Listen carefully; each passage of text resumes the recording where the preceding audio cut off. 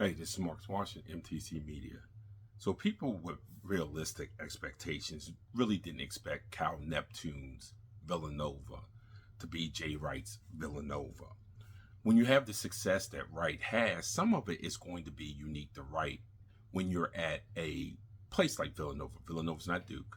Villanova's not North Carolina.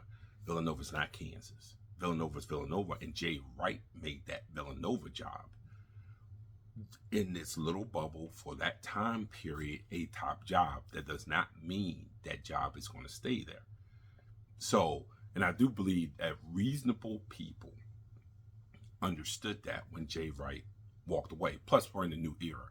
I don't know what Jay Wright would have done as we go further down the road of the transfer portal and NIL. Villanova could have regressed back. You know, what Jay Wright was more than coaching and being smarter and, 2-foot jump shot stops and stuff. And this is coming from a coach who does use quite a few of Jay Wright's principles. There is no doubt about it. I love it. Absolutely love it. But there are other factors in today's college basketball, and that's where we get the Cal Neptune. It's very easy for the lazy take to be, well, Cal Neptune can't coach. And I'll tell you, I have no clue if Cal Neptune can coach or not, because Cal Neptune, the recruiter, has let down Cal Neptune, the coach. Villanova looks like someone threw a bunch of Legos from different Lego sets into a bucket.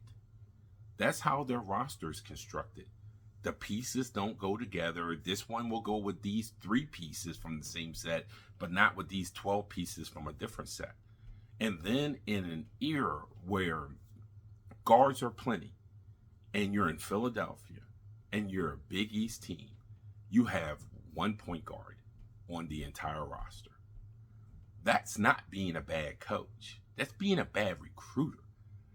And that's where Villanova's struggle was. They couldn't use Cam Whitmore correctly. It is one thing and another. It's why they haven't been to the tournament. This team does not look like that it's a tournament team this year either.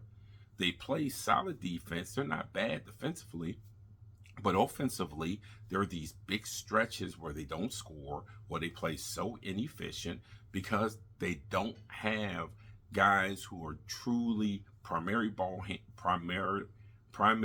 handlers who also double as high-level facilitators.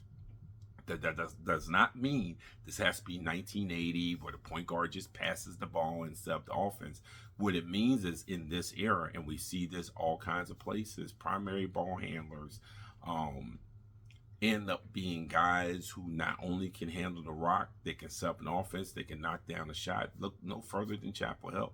One of the biggest things that happened in Chapel Hill was pushing Elliot Cadeau to be more of a scorer, more of a shooter, to help the offense. Like I said, this is not the 1980s where all these positions are siloed. A lot of it is these position responsibilities are based on the construction of your team, and a lot of those things bleed over into the other and then bleed over into the other. So it looks like a Venn diagram with a whole bunch of connected with the little section that's in between that's shared. And Villanova hasn't done a good job of that. They're just a collection of guys, but there's not a team. So with Cal Neptune, I don't know what his status is up in Villanova. If you know me, you know I don't do the whole fire a coach and coach this. I don't do that. But I will say this, for the expectations at Villanova and for that transition away from Jay Wright, Cal Neptune, the recruiter, needed to be better. Wherever his philosophy was. His philosophy did not have to be the same as Jay Wright's, because I guarantee you, if he did exactly the things the way that Jay Wright did things, it wouldn't necessarily work. Because Jay Wright, because he had won the titles, was able to get certain kids in recruiting. He was able to get buy-in. Then the Villanova alum will come and reinforce his buy-in. You don't know if you're going to get that same recruit when you switch coaches, whether it's Cal Neptune or not, when you switch coaches. Because now that recruit can say, yeah, if that was Jay Wright telling me that, then that's one thing. But you're telling me that, and you have 1 year at Fordham. So people who think, oh, well, the only thing he had to do was do that, and you think you're going to get kids that way, you know nothing about recruiting. Nothing. Because a lot of this has gotten into these high school kids, especially the ones that you would want in a school like that, especially the ones who have true representation, not these offshoot representation companies that are popping up every 15 minutes. They're going to interview the coach just as much as the coach wants to interview the player. That's where we are. It's a two-way street, guys. Because players of that ilk that you want there, they can go somewhere else. They don't have to go to Villanova. So all of those things are in play. So again, let's fall away from the lazy take of, oh, Kyle Neptune is above his head, he doesn't know what he's doing, to Kyle Neptune, the recruiter, has let down Kyle Neptune, the coach.